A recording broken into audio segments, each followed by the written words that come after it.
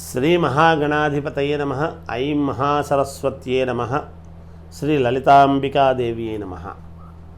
ఆడవాళ్ళు మామూలుగా గాజులు ఎన్ని వేసుకుంటే శుభప్రదము, లక్ష్మీ కటాక్షము కలుగుతుంది, సౌభాగ్యవతిగా మేలు జరుగుతుంది అనేటువంటి విషయానికి వచ్చినప్పుడు మనము గాజులు, మట్టి గాజులు చాలా శ్రేష్టం. ఎందుకు అంటే మట్టిలో ప్రాణం ఉంటుంది కాబట్టి. పంచభూతాలలో ఒకటి మట్టి, భూమి. ఇటు మట్టిలో తయారైనటువంటి గాజులు అనేటువంటివి మామూలుగా పుణ్యస్త్రీలు వేసుకుంటారు. చిన్నపిల్లలు మొట్టమొదట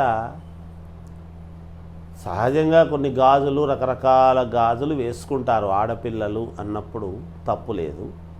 ఎక్కువ శాతము వివాహమైన తర్వాత మట్టి గాజులు వాడటం అనేటువంటిది జరుగుతుంది. అయితే ఎన్ని వేసుకోవాలి అనేటువంటిది ఒక పద్ధతి.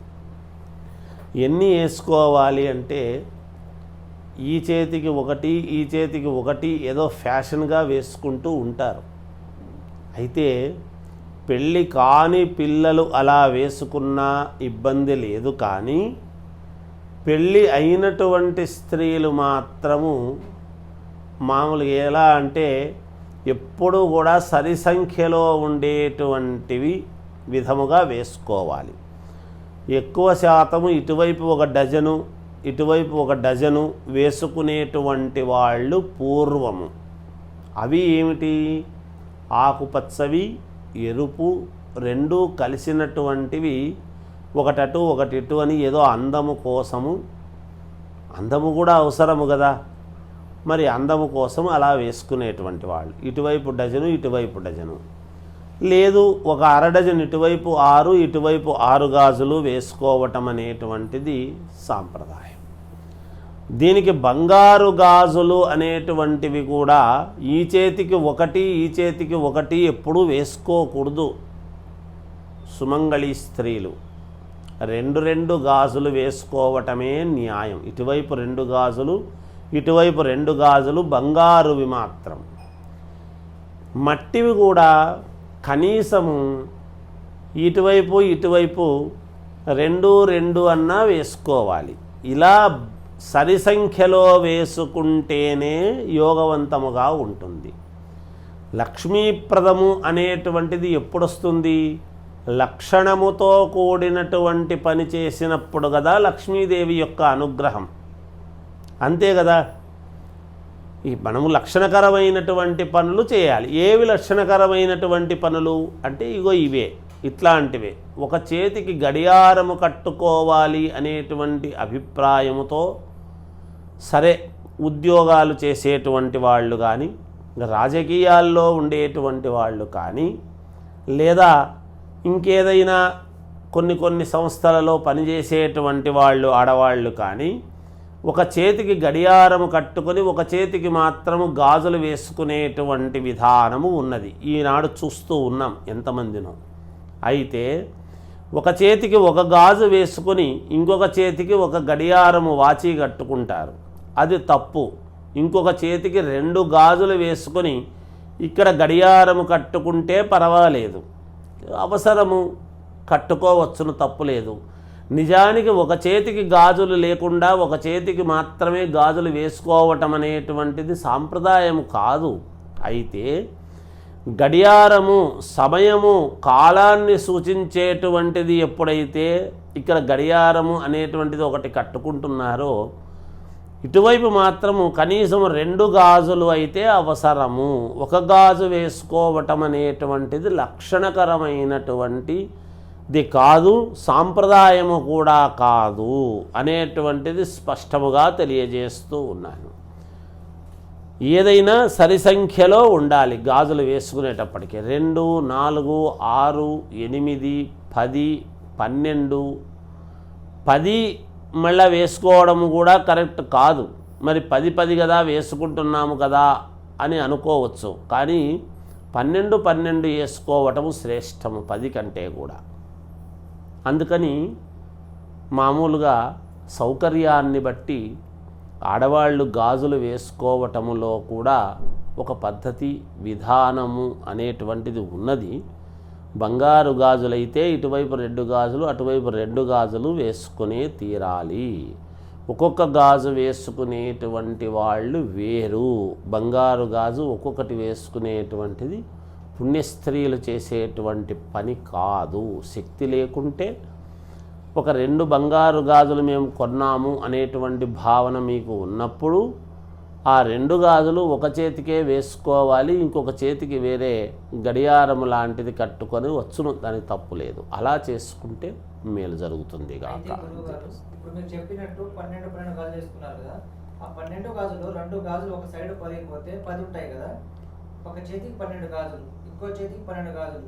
ఒక చేతి గాజులు 2 పగిలిపోతే ఇంకో చేతి 2 గాజులు తీసేయవచ్చా?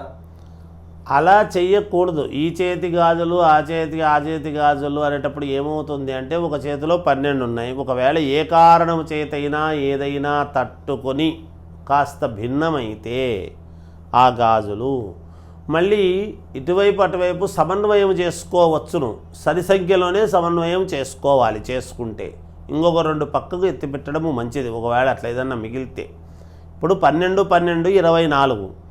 ఇక్కడ ఒక 2 గాజులు ఏదైనా ఏ కారణము చేతైనా 2 ఏదో భిన్నమయ్యాయి. అవి 2 తీసినప్పుడు ఎంత అవుతాయి? 22 అవుతాయి. అప్పుడు 11, 11, 22 అవుతాయి కదా, 11 కదా అని వేసుకోరాదు. అప్పుడు అది తప్పు అవుతుంది. అట్లా అప్పుడు 8, 8, 16 వేసుకోవాలి. మిగిలిన గాజులు తీసి పక్కకు పెట్టడమే. పక్కకు పెట్టి మళ్ళీ దానికి కావాల్సినవి తెచ్చుకొని యాడ్ చేసుకొని వేసుకోవచ్చును. ఇలా ఏముంది, ఇది చిన్న విషయం కదా, ప్రతిదీ మనం ఎందుకబ్బా అంతగా పట్టించుకుంటాము, ఏమో దానికి కూడానా మనము ఏమో చాదస్తము కాకుంటే అని అనుకోవచ్చును. అదే తప్పు. ఇవే చిన్న చిన్నవే మన జీవితాలను మార్చేటువంటిది ఎప్పుడు కూడా. అందుకని ఏనుగు వరకు, చిన్న చీమలో ఉండేటువంటి ప్రాణము వరకు మనకు కనపడని చీమ చిన్నగా పరాకుతూ ఉంటుంది. ఆ చీమలో ఉండేటువంటి ప్రాణము ఏనుగులో ఉన్నటువంటి ప్రాణము 2 ఒకటే.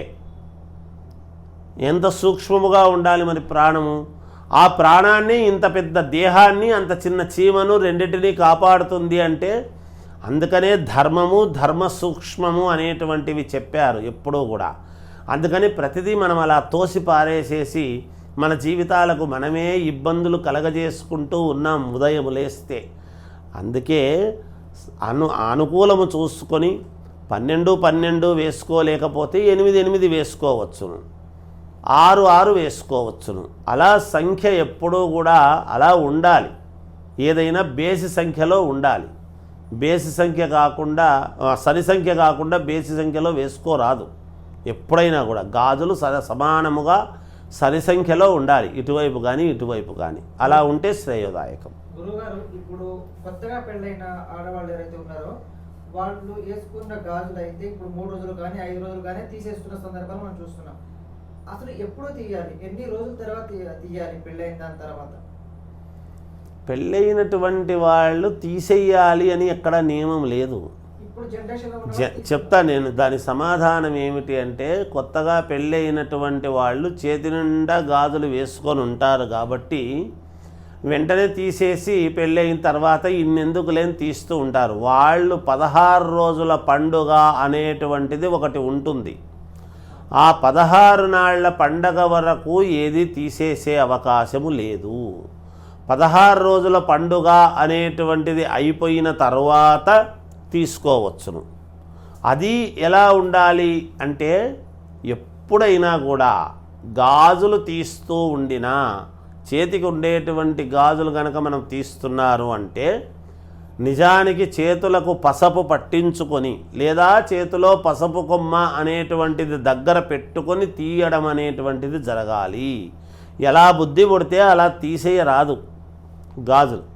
ఈ రోజుల్లో నేను అదే చెప్తున్నాను, తెలియక ప్రతి వాళ్ళు టపటపా లోపలికి పోతారు, తీసేస్తారు. ఒక గాజుల డబ్బా అని ఉంటుంది, దానికి తగిలిచ్చేసేస్తారు. ఏదో ఒక్కొక్క గాజు పెట్టుకునేసి తిరుగుతూ అలా తిరగటం అనేటువంటిది మంచిది కాదు. 2 గాజులు మినిమం అన్నా ఉండాలి. ఇటువైపు చేతికి 2, అటువైపు చేతికి 2 గాజులు ఉంటేనే యోగదాయకం.